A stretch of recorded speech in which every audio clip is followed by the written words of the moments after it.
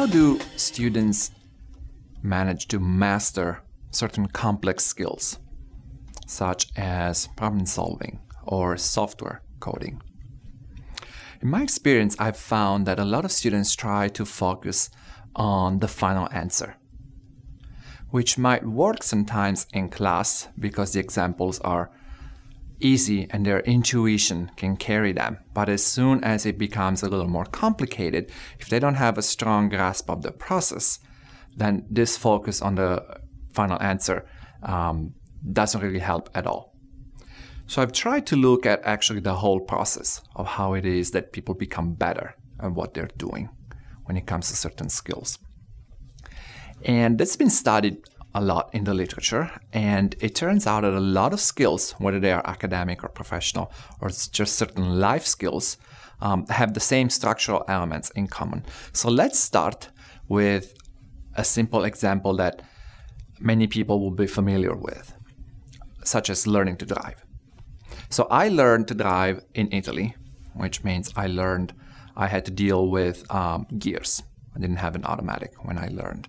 And so it was a very overwhelming situation for me in the beginning because my feet had to take care of the clutch and the gas and the brake. Actually, the same foot takes care of the gas and the brake, which are opposite functions. The hands are on the wheels, and then they're shifting the gears as well. The eyes need to be on the road as well as into the rear view mirror, the side mirror, the other side mirror, the dashboard back on the road. You can be distracted for too long. So there's a lot going on there. And there's so much going on, in fact, that to manage it all, I needed a checklist. So when I got in the car, I knew that the first thing that I had to do was to put my seatbelt on. And then I had to adjust my rear view mirror. And there were steps. It actually was a while before I even got to put the key in and turn the engine on.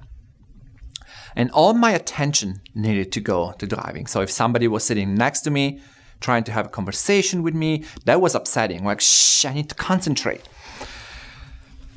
And as a result of just being so overwhelmed, I didn't drive well. And that's part of the process, obviously. The car was going in fits and starts. I made a lot of mistakes. The engine would stop and I needed to start it again, and so on.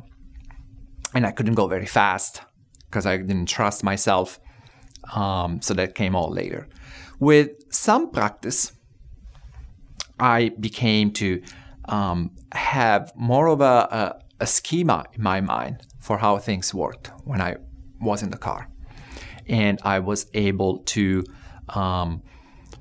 listen to the feedback from my driving instructor and incorporate that and start making less mistakes and become a little better. And I had sort of a smooth way of doing it as long as it wasn't a familiar situation. But then the day that the instructor said, let's go on the highway instead of the parking lot, then I was back in overwhelmed mode. Or if a unfamiliar light would go off on the dashboard and I didn't know what that meant, I'm back panicking now. But in general, performance continues to speed up in that stage. Fast forward to now, when I've been driving for a lot of years, I drive well. I don't drive in fits and starts. The car goes smoothly and I can deal with country road as well as the highway, as well as other situations, driving in the snow maybe with the appropriate cautions. But also all my attention is not going into looking at my eyes, looking at my hands. I don't need to direct my attention to looking at the dashboard, looking at the road again. My eyes track automatically. They know what to do. And I'm not overwhelmed to the point that I can actually have a conversation with somebody who's driving next to me. I don't need both hands on the wheel. I can actually look for stations on the radio, or I can put my elbow on the window if I want to be cool.